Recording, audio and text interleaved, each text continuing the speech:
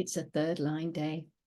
We are in gate 23 in the third line, and this is called individuality. So this is a line that gives its name to the whole circuit.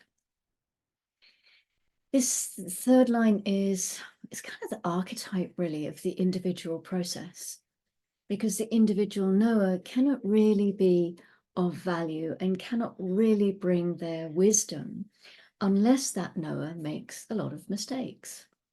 All third lines are about adaptation, after all. Knowing can be a very fixed process. And the reality is that the knower who goes through the mistake process and comes to grips with that process of trial and error and adaptation and with the nature of their own individuality, the power of their ability to explain themselves grows. 23 threes are not afraid to offer their knowing, which doesn't mean that their knowing will be worth hearing. You may not like what they're actually telling you, but that's trial and error, of course. But they can be delightful to listen to. They bring you something fresh all the time. They bring you their unique knowing, and then they drop it down and wait to see what happens. There's a lifetime learning here which says independent expression that is not by its nature detrimental to others. The exaltation says vitality and personal power that can engender jealousy but not threat. Individual expression that attracts attention but not threat. There can be suspicion around the third line. They're always breaking bonds. They can bump into an idea and be full on with it and then turn their back on it, go off, bump into something else. Sometimes that might make them seem a little bit unreliable. They certainly attract attention for doing that, but that suspicion comes in through that sort of behavior, which is just them being them. The detriment tells us an individual mysteriousness that attracts active suspicion and threat. The freak, individual expression that attracts suspicion and threat. The third line will always try to explain its knowing when it gets banged into, but not otherwise. If it's not actively being banged into anything, then it won't. It will just keep quiet, be mysterious. Ra said, actually, by the by, he said, look to see where the third lines are in your chart, and then see how many times it is that you bang that particular part of your body. Now, I don't know if this is more on the design side, which is the body side, or the personality side, because very often with the personality side, we're bumping into ideas and new thoughts and that kind of thing. On the body side, we can be very much, it can be a physical bumping in. Lots of arnica needed, lots of TLC for people who've got a third line body. Gate 43 in the third line is called expediency. In the channel of structuring, it wants things to be efficient. And there is a gift here in expressing unique insights that can streamline operations. But when it comes to the third line, there will always be some trial and error in the process. Cutting corners for the sake of expediency, it doesn't always work after all. So we just have one moon gate to look at because we already looked at the other earlier on, and we've just got a small gap between now and the next recording.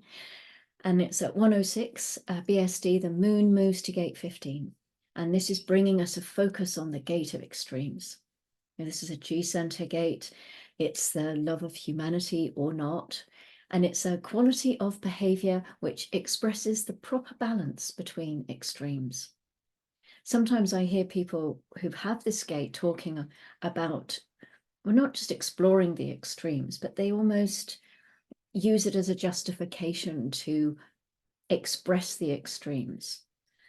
And as much as that is, certainly if you're following your strategy and authority, well, of course, there's no problem with any of that. It's absolutely a valid way to explore this gate.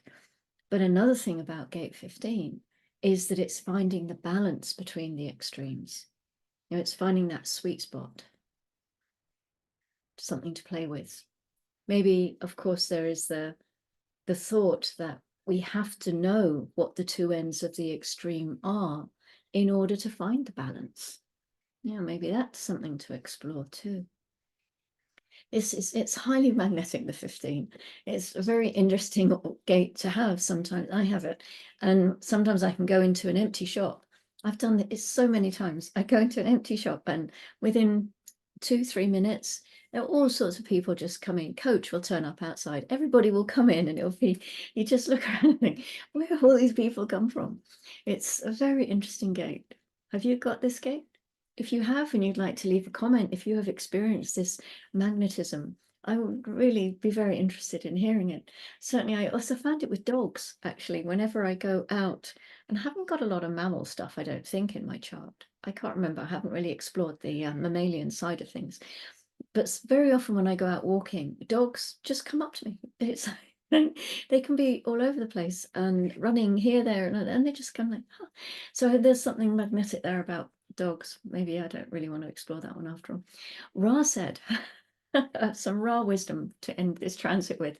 He said, when we look at these daily transits, there are 3 things to remember.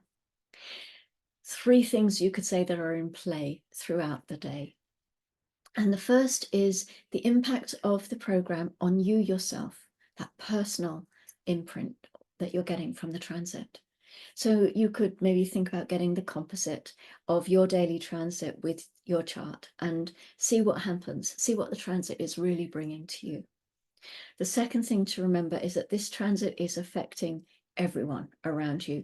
So the daily transit is like a global environment.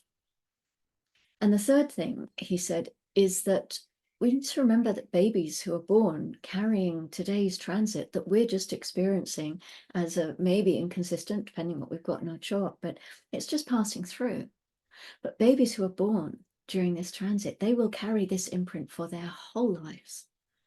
So there is a whole generation, who are being born with the 23, 43 and the third line that will be bumping into their unique insights for their whole life. They will be trying to get their knowing out without being martyred for their trouble. And of course, there is an opportunity there. They can be taught to wait. They can be taught to recognize for the right timing. They can be taught that sometimes they'll be a genius and sometimes they'll be a freak. And expressing their individuality is something that is just part and parcel of who they are.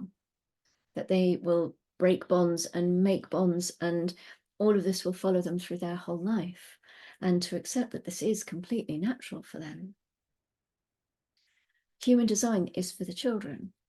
Ra always told us, it's for the children, it's for those going forward into the new world that's coming, to give them the tools to navigate it correctly in order to give our children the best chance of survival, so that they're not just surviving, but they're thriving. But of course, we adults have to know it too, partly, of course, so that we can pass it on, and we pass it on by teaching it to them. But mostly we pass it on by being living examples of it ourselves, by working with our own designs and by that example passing on to our children.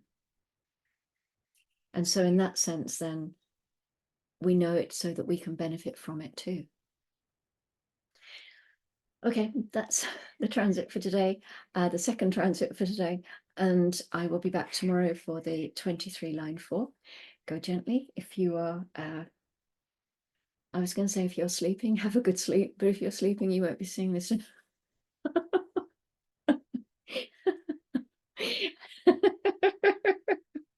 Sorry about that. Maybe I should go and sleep now. I will see you tomorrow. Go gently and take care.